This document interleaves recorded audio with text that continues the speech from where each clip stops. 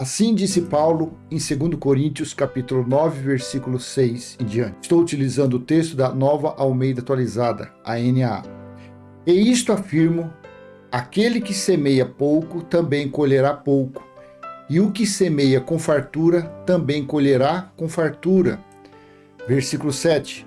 Cada um contribua segundo tiver proposto no coração, não com tristeza ou por necessidade, porque Deus ama quem dá com alegria. 8. Deus pode tornar abundante em vocês toda graça, a fim de que, tendo sempre em tudo ampla suficiência, vocês sejam abundantes em toda boa obra. 9.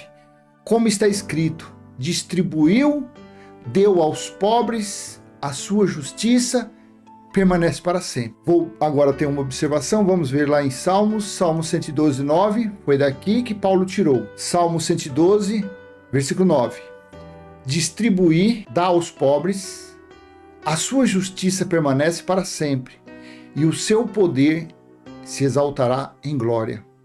Eu te pergunto, aonde está falando aqui que foi ordenado para dar dinheiro a pregadores? Onde está falando aqui que foi dado ordem, ensinamento, pela sã doutrina, pela graça de Deus, para abastecer os cofres dessas chamadas igrejas? Onde está escrito?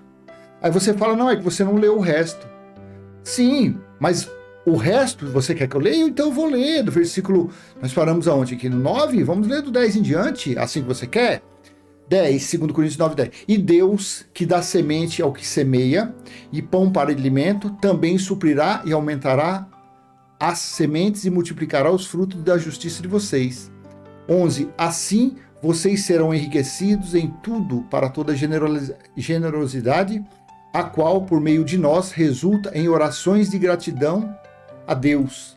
12. Porque o serviço dessa assistência não só supre a necessidade dos santos, mas também transborda em muitas orações de gratidão a Deus. 13. Na prova desse serviço, eles glorificam a Deus pela obediência da confissão que vocês fazem do Evangelho de Cristo e pela generosidade com que vocês contribuem para eles e para todos. Aqui se incluía os irmãos que estavam anunciando a sã doutrina. Ei, não é lei de Moisés.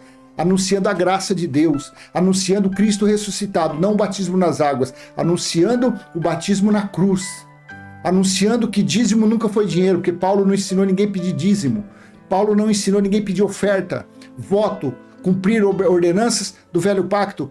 Então aqui sim sugeria, aqui eles estavam certos que as contribuições eram para os pobres e para o sustento deles, de uma forma voluntária, não de uma forma opressora, não de uma forma de maldição, não de um dedo em riste, se você não der, você não recebe, se você não der, você não é abençoado, se você não der, você não é filho de Deus, se você não der, você não prova que você tem fé, como fazem os cães nessas chamadas igrejas, esses mentirosos, esses estelionatários usam a Bíblia para praticar 171 em cima das pessoas. 14.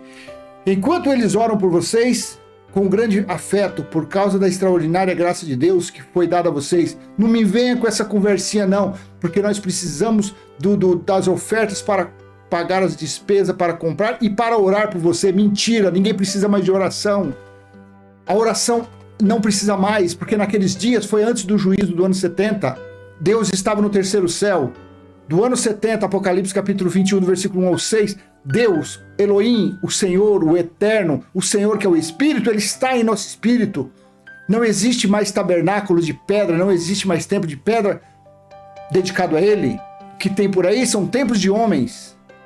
Não precisa mais de oração, porque é Ele que está, Ele que governa a nossa mente, é Ele que está em nosso intelecto. Basta a pessoa aceitar isso, basta a pessoa ter conhecimento disso e viver isso todos os dias. Como você vai ficar orando, balbuciando, gritando com alguém que está na sua mente, que está colocando o amor aí, colocando a compaixão, a misericórdia, colocando a fé, a esperança, a certeza que você é um filho eleito de Deus? Naqueles dias eles precisavam, porque eles estavam disseminando o evangelho, eles estavam espalhando as boas novas, porque breve viria o juízo, como veio no ano 70.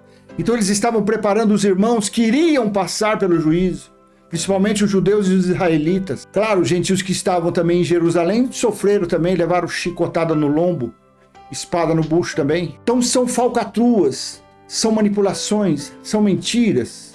As contribuições ditas em livro de Salmo, eles esticaram isso aqui. Vai saber se isso aqui não foi escrito tendencioso, mas o que vale é o que está em Salmo 112:9, porque foi de lá que Paulo tirou, distribuiu, deu aos pobres, a sua justiça permanece para sempre. Então as ofertas, as contribuições, ofertas era da lei, as contribuições dado de bom coração eram para eles, era para suprir as necessidades dos necessitados. É isso que se faz dentro dessas choupanas? É isso que se faz dentro dessas cavernas que eles chamam de igreja?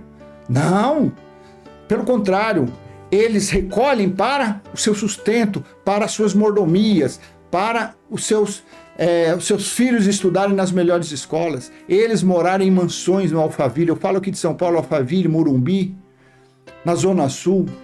Serve para eles, para fazerem isso. Vai um pobre lá pedir, eles falam: meu amigo, meu irmão, dobre seu joelho, ore de madrugada, tenha fé que Deus vai te dar. Aí esse safado, quando ele precisa de dinheiro, esse líder religioso, por que ele não faz a mesma coisa que ele ensina para o pobre? Ele não pede, ele não faz isso, porque ele sabe que ele não vai receber, porque ele é um cão guloso, ele é um mentiroso. Aí ele fala, aí pede aos pobres: olha, vocês têm que contribuir com a obra, nós temos que pagar água, luz, imposto e tal. Mas por que ele não coloca, nesse domingo vamos fazer um churrasco, tem que ter só picanha, maminha, só contrafilé, só filé mignon. O boi que nós comemos é boi verde, não é nem vaca velha, é só boizinho verde. Por que eles não falam isso? Então, cuidado, você que anda frequentando essas choupanas, frequentando esses antros, essas casas de fraude, de um versículo desse, ó, o estrago que eles fazem. De um versículo desse, ó. Como está escrito, distribuiu, deu aos pobres. Então as contribuições, volta a ser prolixo, eram para os pobres, era para alimentar os necessitados. Se eles fizessem isso hoje, ainda quebrariam um galho. Vamos dizer que eles estariam 0,5% certo. 0,5% só. Mesmo fazendo isso, era só 0,5% certo. Porque Deus não habita mais em tempos de pedra. Então, aí cai por terra tudo. Eles não fazem.